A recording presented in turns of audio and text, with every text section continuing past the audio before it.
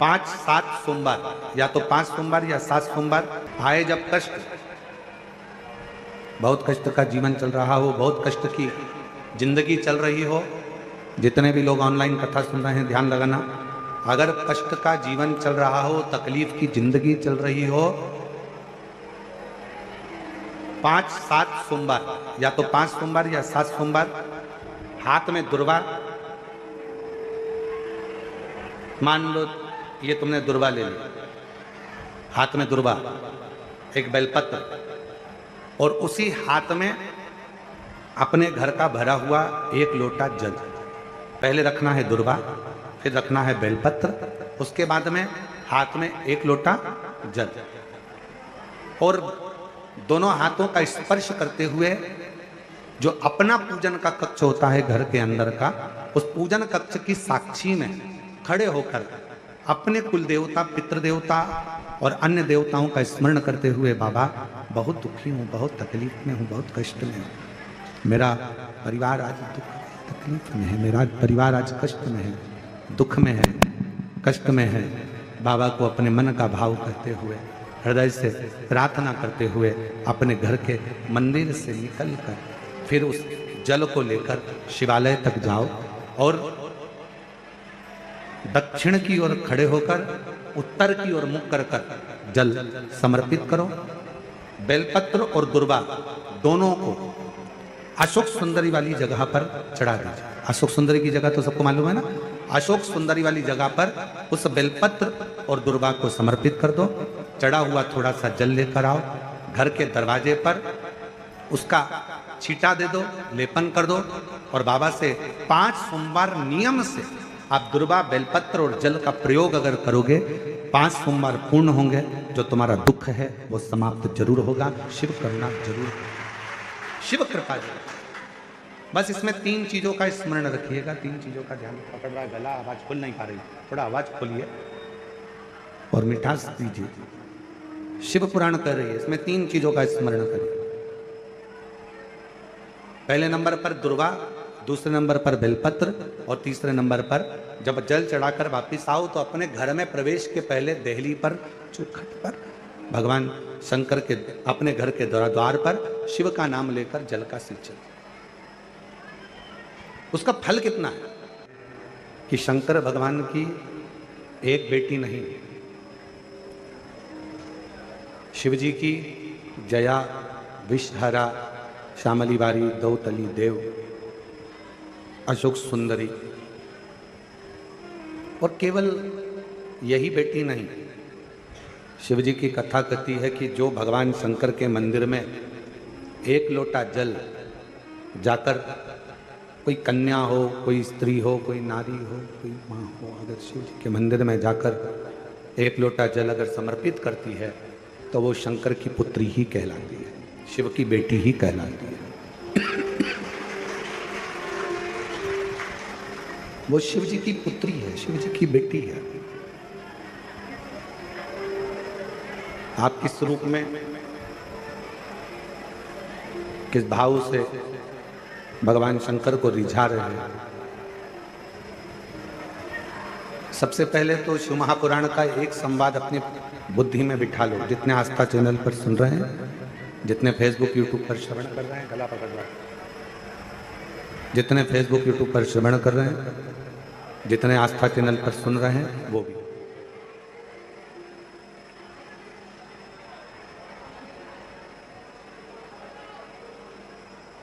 कि जो एक बार शिव से संबंध बना लेता, भगवान शंकर से एक रिश्ता, भगवान शंकर से एक संबंध, भगवान शंकर से एक नाता जोड़ लेता, जिसने संबंध जोड़ा वो भले बाद में भूल गया, जिसने संबंध जोड़ा हो सकता है कि वो बाद में भूल जाए कि हमारा संबंध भगवान शिव से हम जोड़ चुके। पर मेरा देव अधिदेव महादेव, मेरा शंकर, मेरा ओघड़दानी, मेरा त्रिकालदर्शी, कैलाशी, अविनाशी शिव उस संबंध को कभी नहीं भूलता। सोमवार की सोमवार प्रदोष काल में, मतलब शाम का जो सूर्य डूबने का जो समय होता है, बस उसी प्रदोष काल के अंतर्गत तुम्हारा काम ना चल रहा हो, व्यापार ना चल रहा हो, बहुत कर्जे में लदालूम हो गए हो, बहुत तकलीफ की जिंदगी चल रही है, ना मान मिल रहा है, ना सम्मान मिल रहा है, ना आदर मिल रहा है, ना ही कोई कदर करता है, और ना ही जगह जगह की ठोकर खा खा कर थक गए हो, तो निवेदन है एक बेलपत्र, एक कनेर का फूल, एक दुर्वा, एक चावल का दाना, और वो चावल का दाना भी लाल चंदन में भींगा हुआ। जलाधारी का मुख होता है उत्तर की ओर, आप दक्षिण की ओर आराम से बैठो, श्री शिवाय नमस्तुभ्यम बोलकर, अपना नाम गोत्र बोलकर, अपनी कामना कर कर, एक बेलपत्र, एक कनेर का पुष्प, एक दुर्वा, एक चावल का दाना जिसको तुमने लाल चंदन से भिगोया है, वो शिवलिंग पर उत्तर की ओर मुख कर कर दक्षिण में बैठकर बाबा को सोमवार की सोमवार प्रदोष काल में, मतलब शाम का जो सूर्य डूबने का जो समय होता है, बस उसी प्रदोष काल के अंतर्गत यदि घी का दीप जलाकर बाबा को अगर एक बेलपत्री, कनेर का पुष्प, दुर्वा और लाल चावल चंदन का अगर चढ़ाना प्रारंभ कर दिया, 5 या 6 सोमवार निकलेंगे, धीरे धीरे मेरा बाबा तुम्हारा हाथ पकड़कर तुम्हें मंजिल तक छोड़ना प्रारंभ। नहीं चल रहा व्यापार, नहीं चल रही फैक्ट्री, नहीं चल रही दुकान, बहुत तकलीफ की जिंदगी है, कोई पैसे खाकर भाग गया, नहीं दे रहा, कर्जे में डूब गए, तकलीफ में आ गए, कैसी भी समस्या है उसमें शिव की शरणागति आपको सुख देगी। आडंबर में नहीं जाना, कोई कह दे मैं तुम्हारे पैसे निकलवा दूंगा, कोई के मैं ये कर दूंगा, कोई के मैं वो कर दूंगा, फालतू की बात, ये सब व्यर्थ है। अपन ने किसी को पैसा दिया है तो अपना पैसा अपने को लाना पड़ेगा, कर्जा अपन ने किया है तो उस कर्जे को भी अपने को ही भरना पड़ेगा, तो मेहनत भी तुम्हें खुद करना पड़ेगा, जल भी तुम्हें खुद चढ़ाना पड़ेगा। जो जीवन का एक लक्ष्य निश्चित करती है,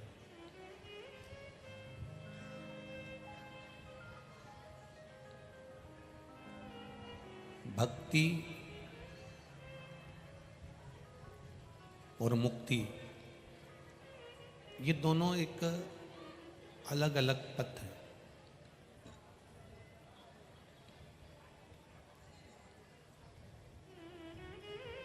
थोड़ा सा दान कर देने से व्यक्ति को मुक्ति मिल जाती है, थोड़ा भजन कर लेने से व्यक्ति को मुक्ति मिल जाती है,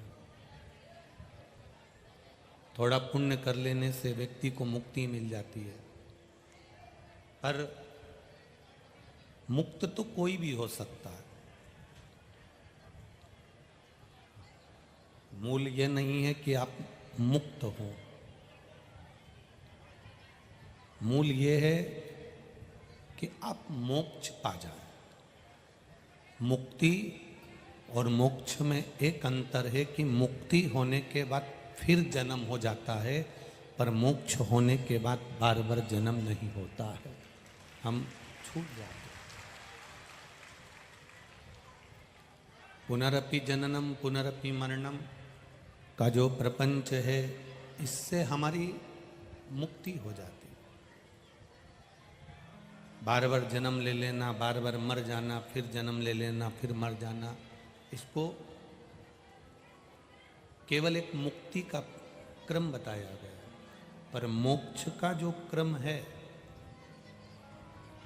उसमें फिर कोई जन्म नहीं ले पाता, जो है वो परमात्मा की शरणागति में चले जाता है और ये जन्म और मृत्यु के प्रपंच से छूट जाता है। आप कथा में बैठकर जो ये 3 घंटे की कथा होती है, उस 3 घंटे की कथा में से 2.5 घंटा आपको मिलता है। उस 2.5 घंटे में आप व्यर्थ की बातों में अगर समय निकाल दें तो फिर परमात्मा की प्राप्ति कैसे हो?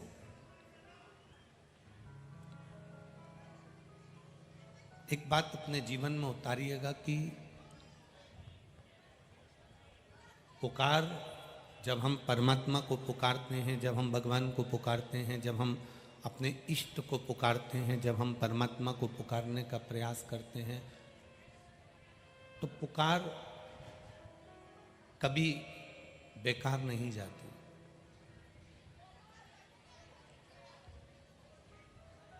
पुकार कभी बेकार नहीं जाएगी। आपने अगर परमात्मा को पुकारा है, आपने अगर भगवान को पुकारा है, तो आपकी पुकार कभी बेकार नहीं हो।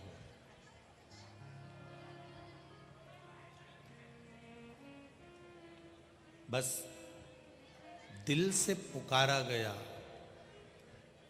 एक बच्चा घर में रो रहा है, किसी ने कहा तुम्हारा बच्चा रो रहा है, तो माँ अपने काम में लगी रहती है। माँ उस बच्चे को, मालूम है उसको कि ये रोएगा थोड़ी देर, उसकी आदत है, रोता रहता। माँ उसको उठाने के लिए नहीं जाएगी, क्योंकि काम करूं कि उठाऊं। मुझे काम भी तो करना है, और बच्चे को दिन भर अगर गोदी में लेकर बैठी रहूंगी तो काम कौन करेगा? अगर मैं बच्चे को रोज गोदी में लेकर बैठी रहूं तो ये कार्य घर का कौन संभालेगा? माँ, बच्चा रो रहा है, माँ उस बच्चे को गोदी में नहीं ले रही है, पर वही बच्चा जब एकदम चीख कर रो दे, वही बच्चा एकदम चिल्ला कर रो दे या चीख कर रो दे, तो माँ सारा काम छोड़कर भागती कि नहीं भागती? बोलो, जम के भागेगी ना। बच्चा वैसे ही रो रहा है तो माँ को मालूम है कि इसकी आदत है, ये तो रोता रहेगा, मैं अपना काम करती रहूंगी। पर वही बच्चा जब एकदम चीख कर रो दे तो माँ एकदम दौड़ कर भागती है, एकदम भाग कर जाएगी, दौड़ती दौड़ती जाएगी कि मेरा बच्चा क्यों चीखा आखिर। बस पुकार भी दो तरह की होती है। एक दिन भर तुम भगवान के सामने बैठकर पुकारते रहो, पुकारते रहो, पुकारते रहो, पुकारते रहो। हाथी भी बार बार भगवान को पुकार रहा था, पुकार रहा था, पर आखिरी में हाथी ने जम के भगवान को दिल से पुकारा, और जब दिल से पुकारा तो फिर भगवान सुदर्शन चक्र लेकर पधारे। उसी तरह आप जब दिल से पुकारोगे तो परमात्मा आएगा जरूर, ये निश्चित है।